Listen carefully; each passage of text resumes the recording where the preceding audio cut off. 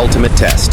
A complex, multi-domain problem requiring a symphony of defensive systems. The laser retarget. Another surface vessel is stopped cold. Its propulsion system rendered inoperable.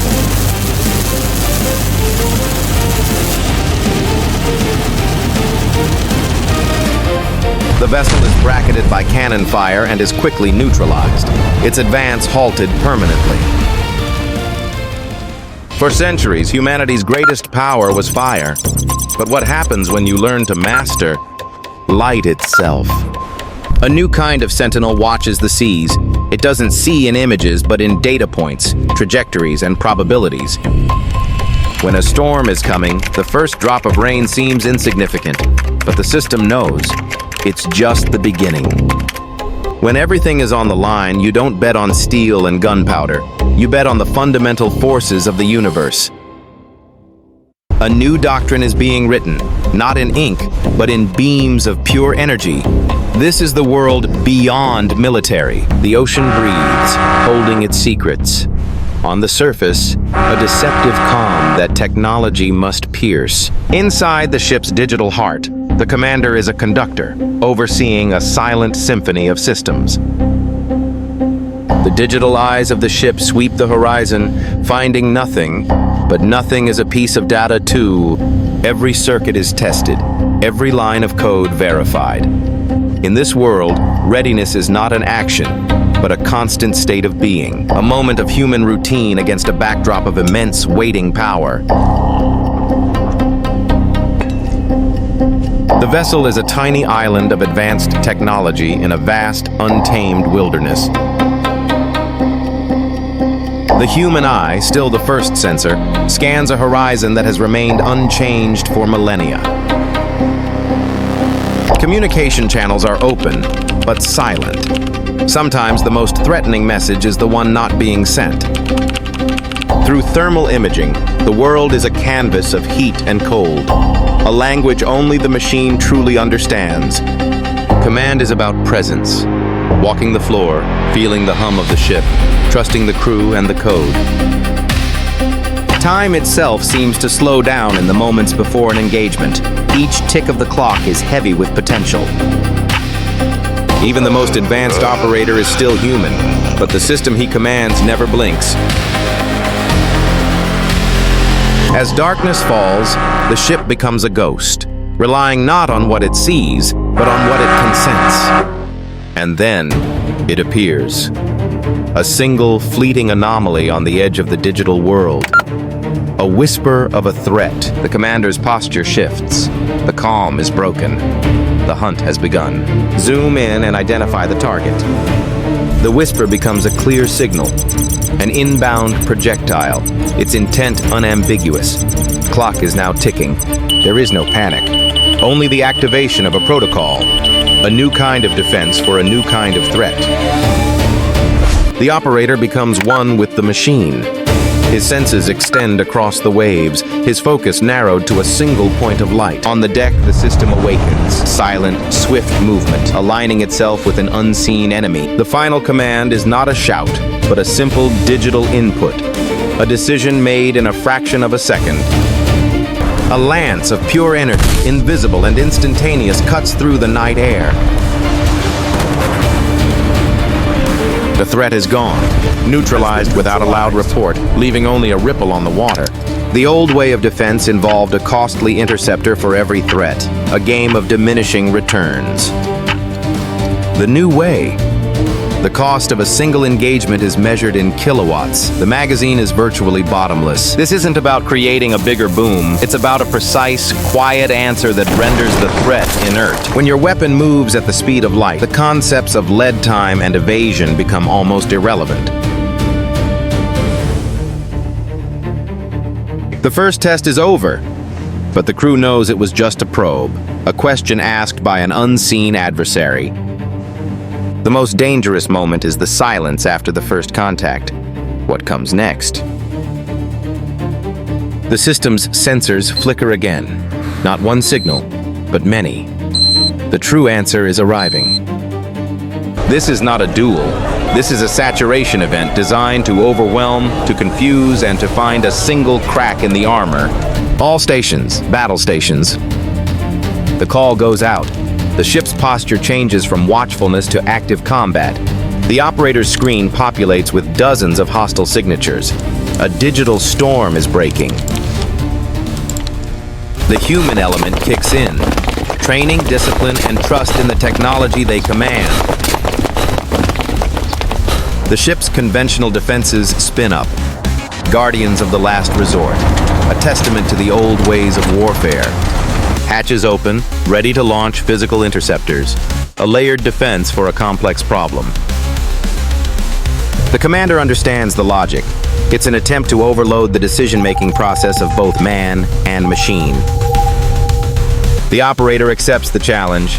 His console is his entire world now. From the horizon, the swarm approaches, a coordinated, multi-pronged question for which there can be only one answer. The commander directs the flow of the engagement, a chess master on a board that moves at supersonic speeds.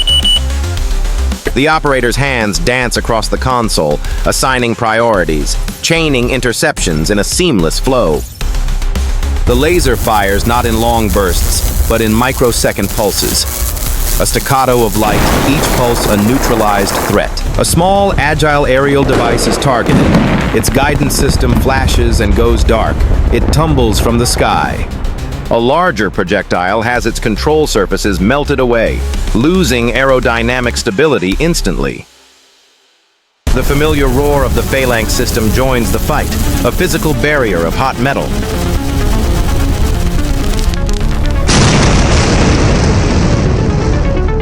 But the laser operator's work is different. It is elegant, efficient, and relentless. A fast-moving surface vessel has its engine blocks superheated from a distance. It coasts to a silent halt. This is the ultimate test. A complex, multi-domain problem requiring a symphony of defensive systems. But even light has its limits. The system's core temperature rises, a warning that every action has a consequence. The commander sees the heat warning. He knows his most valuable asset is being pushed to its operational threshold. The operator locks onto another aerial threat, ignoring the system warnings. The mission comes first.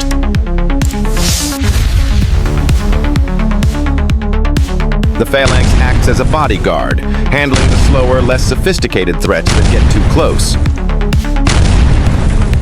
A wall of tungsten rounds meets an incoming projectile. A loud, visceral, and successful interception.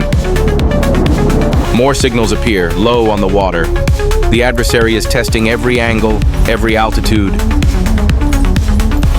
The operator's mind works in sync with the targeting computer, calculating which threat represents the most immediate danger.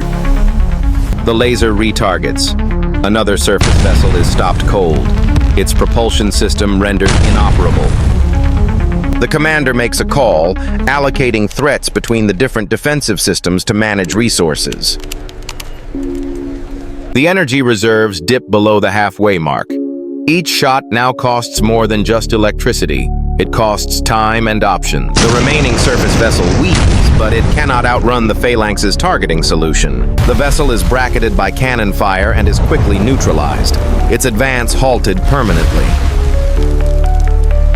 The laser targets the eyes of an incoming device, a pulse of light that renders its entire purpose void. The operator clears his screen of neutralized targets, but new ones continue to appear. The pressure is relentless. A choice must be made. Intercept the high-altitude projectile or the faster low-altitude one.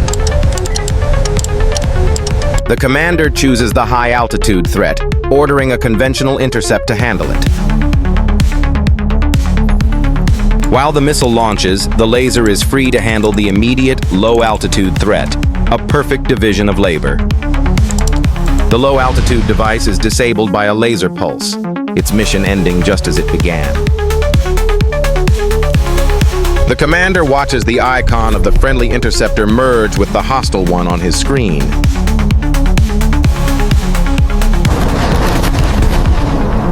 A moment of quiet returns to the command center, but it is a heavy, anxious silence.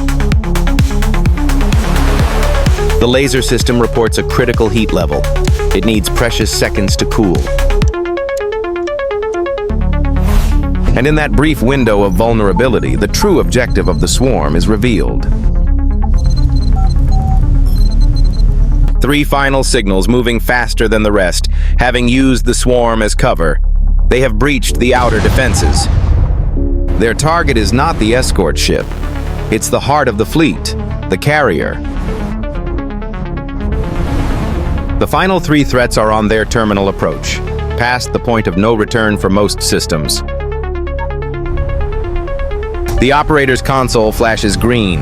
The system is back online, but only just.